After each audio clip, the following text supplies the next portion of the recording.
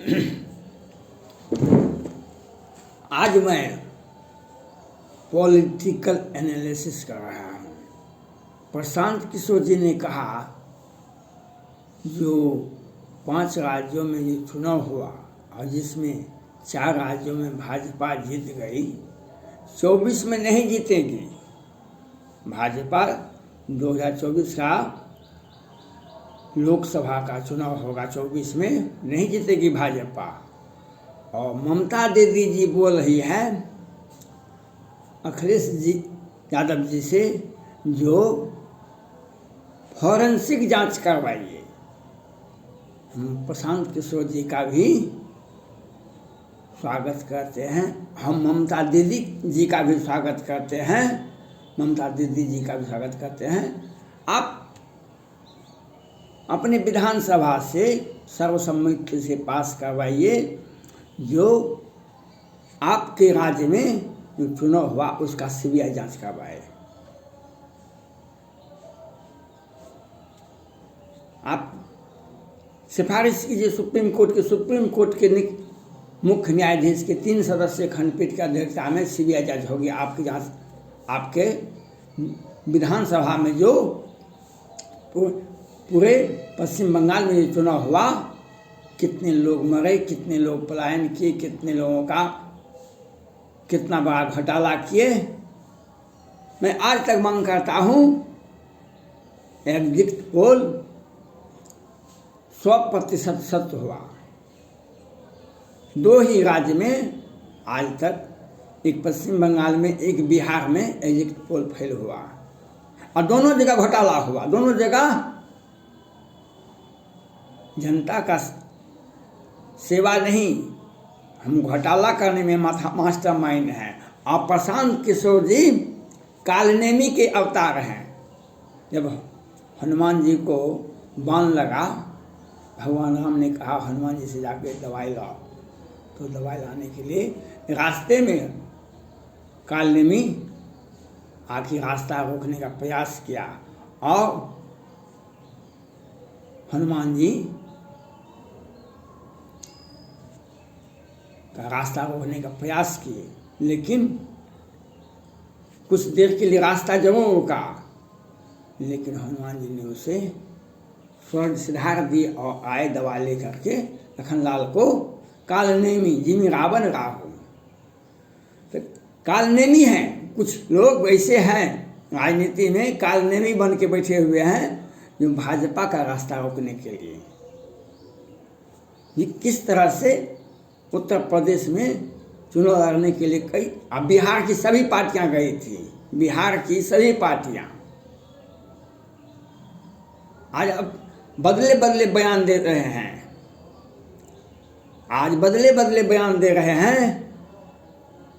और कल जो है ये इनका बयान था, आज बदले बदले बयान है। और ममता दीदी जी ने कहा था खेला होवे खेला।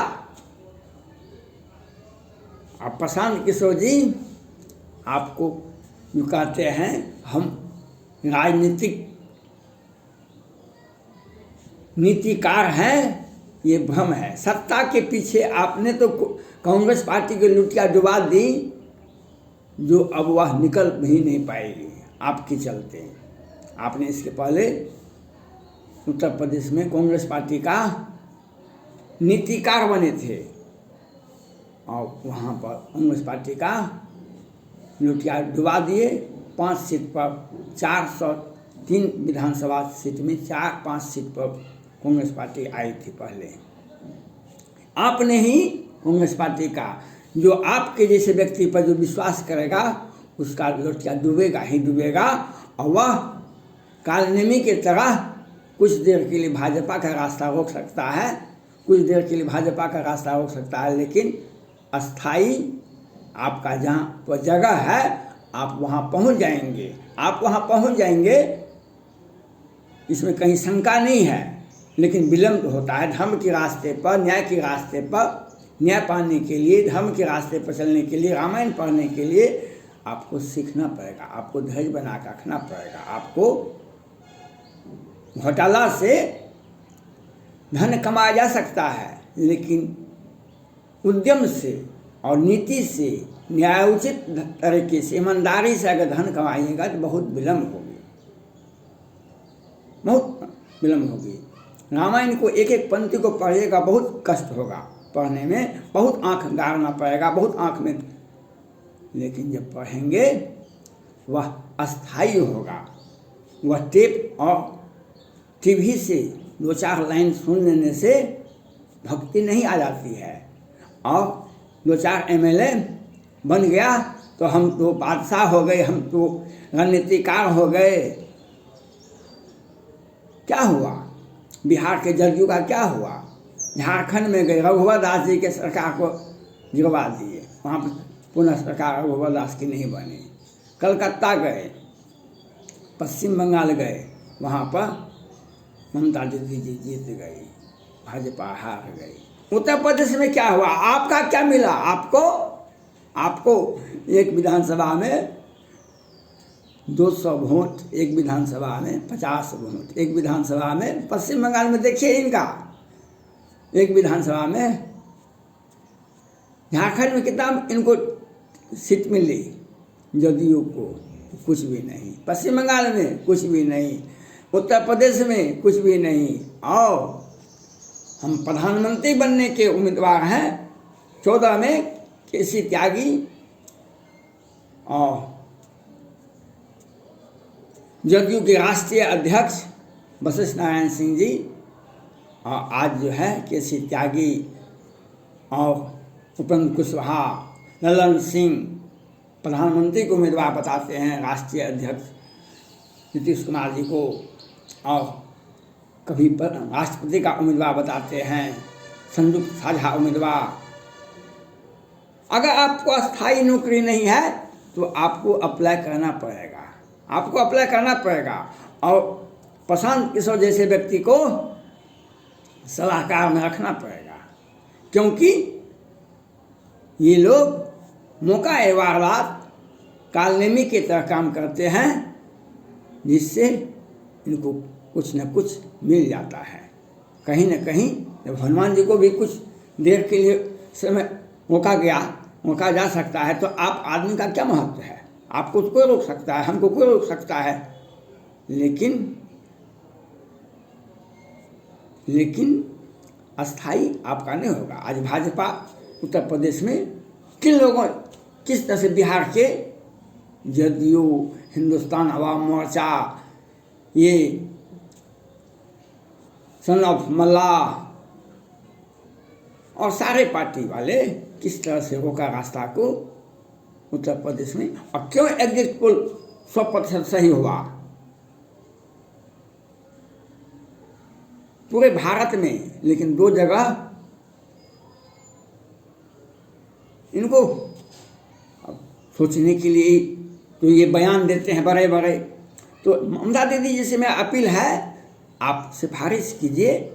हम केंद्र सरकार से सिफारिश करते हैं, सुप्रीम कोर्ट से अपील करते हैं, जो आपके यहाँ जो विधानसभा का चुनाव हुआ था उसका CBI जांच, जितने भी घोटाले हुए NRI करे, NI करे और CBI करे, और विधानसभा का पुनः जांच हो। आपने जब चुनाव हार गई तो फिर किस तरह से चुनाव जीती, और आपके राज्य में और बिहार में एक बार एग्जिट पोल फेल हो गया था, उसकी जांच होनी चाहिए। जितने भी घोटाले हुए हैं उसका CBI जांच सुप्रीम कोर्ट के 3 सदस्य 5 सदस्य खंडपीठ का एग्जाम होनी चाहिए। आप इस बात की सिफारिश कीजिए, हम भी इधर से सिफारिश करते हैं। सत्ता में बैठे हुए हैं। 2019 में भी आपने शारदा चिट फंड का घोटाला हुआ था, CBI आई थी तो आपने अरेस्ट कर लिया था और धरना में बैठ गए थे। क्योंकि आप महिला हैं, मोदी जी सहम जाते हैं तो क्या किया जाए। भगवान राम भी सहम गए थे, भगवान राम भी सहम गए थे। जो जब भगवान राम सीता जी को लेकर के लंका से लौट के आ गए तो ससुराल आए थे जनक धाम, और यहाँ पर मिथिला में एक परंपरा होती है जो बाँह पूजा होना चाहिए। भगवान राम ने कहा वह हमारा बाँह पूजा, हमने सीता जी को वापस की, रावण के पूरे खानदान को मार दिए, हमारी बाँह पूजा होनी चाहिए, ससुराल में बाँह पूजा होने। तो सीता जी ने इस कहा, एक राक्षसनी जो है सितवा, उस राक्षसनी का नाम था, कहा उसको ला दीजिए तो आपका बाँह पूजा करेंगे। वह सितवा या सिरवा जो भी नाम हो, तो उसने कहा वह नारी जाति से आती थी, स्त्रीलिंग थी राक्षसनी। तो वह भगवान राम दिवस थे, वह मर्यादा पुरुषोत्तम थे। वे कभी भी दाहिने हाथ से बाण चला के किसी भी नारे पर हाथ नहीं उठा सकते थे, बाएं हाथ से उनका बाण चल नहीं सकता था, और उस ससुराल में किसी नारी को मार नहीं सकते थे। बेचारे धर्म संकट में वह राक्षसनी भगवान राम को लहूलुहान कर दिया। तो सीता जी हंस गए। तो सीता जी ने इशारा दिया, धूल कण मिट्टी पानी से उसको मारिए। आज बैसाख में सिरवा होता है, जो मिथिला में ज़्यादा प्रचलन होता है, तो यही होता है। तो इसलिए भगवान राम को भी, और इसीलिए ममता दीदी जी बोल रही है, क्योंकि मोदी जी बेबस हैं। नहीं तो जिस तरह से सारा चिट फंड घोटाला हुआ है, जिस तरह से सीबीआई का अपमान हुआ है, जिस तरह से 2020 में पश्चिम बंगाल के चुनाव में जो धांधली हुई है, जो जिस तरह से वहाँ के लोगों पर पलायन करना पड़ा, जिस तरह से घर में हिंसा हुई, अब कितने लोग लोकसभा चुनाव के पहले, लोकसभा चुनाव के बाद मरा है। इस सब के लिए जिस तरह से उन्होंने रोहिंग्या मुसलमान, बांग्लादेशी मुसलमान को साथ ला करके जिस तरह से पश्चिम बंगाल की जनता का अपमान किए, जिस तरह से भारत के संविधान का मजाक हुआ है, तो ममता दीदी दोषी हैं। और इसलिए वह ज़्यादा जोर से हल्ला करते हैं। फॉरेंसिक जांच 2 बार सीबीआई, लेकिन सीबीआई भी को अरेस्ट कर लेती है, क्योंकि भगवान राम से सितवा और सिरवा इसी राक्षसनी से हार सकती है। माननीय प्रधानमंत्री नरेंद्र मोदी जी भी ममता दीदी से हार जाती है, क्या किया जाए। लेकिन ये हार नहीं है, ये कानून की व्यवस्था है, और इसलिए फॉरेंसिक जांच तो अवश्य होनी चाहिए, सीबीआई जांच भी होनी, हर घोटाला का जांच होनी चाहिए, हर घोटाला का जांच होनी चाहिए। और हर एग्जिट पोल जो 2 बार फेल हुआ है पूरे भारत में, पश्चिम बंगाल में और बिहार में, उसका सीबीआई जांच होनी चाहिए। और सुप्रीम कोर्ट के 3 सदस्यीय खंडपीठ की अध्यक्षता में एक घोटाला, एक हत्या का जांच होना चाहिए। और प्रशांत किशोर जैसे व्यक्ति सलाह नहीं देंगे तो उनको कौन बैठने के लिए? कभी एमएलए तो बने नहीं, कभी लोकसभा चुनाव तो लड़े नहीं, तो कुछ न कुछ हम सत्ता पक्ष के साथ नहीं बोलेंगे तो हमको कैसे काम चलेगा मेरा? हम सत्ता पक्ष में कुछ बोलेंगे नहीं, कैसे घोटाला होता है, कैसे सलाहकार सत्ता के साथ मिल करके कैसे मत हरण क्या आता है, कैसे कुचाल चला जाता है, वह तभी होता है जब सत्ता के साथ बैठे हुए। इसीलिए प्रशांत किशोर जी सत्ता के साथ जब बैठते हैं तब उनका चेहरा साफ लगता है। जब वही आते हैं कांग्रेस पार्टी का चुनाव प्रचार करने के लिए, जो चुनाव प्रभारी होते हैं उत्तर प्रदेश में, तो लुटिया डूब जाती है, लुटिया डूब जाती है। ऐतिहासिक तो हुआ था इसके पहले 17 में विधानसभा के चुनाव में, 17 में, आज वह वहीं रह गया। इसलिए प्रशांत किशोर जैसे व्यक्ति को जो पार्टी अपने साथ लाते हैं, उनका भविष्य इसी तरह से खराब होगा जैसे ममता दीदी जी का राम विमुख यह हाल तुम्हारा, रहा न कुल में वो बनहारा। और प्रशांत किशोर जी का राजनीतिक कालनिमी के तरह है। धन्यवाद।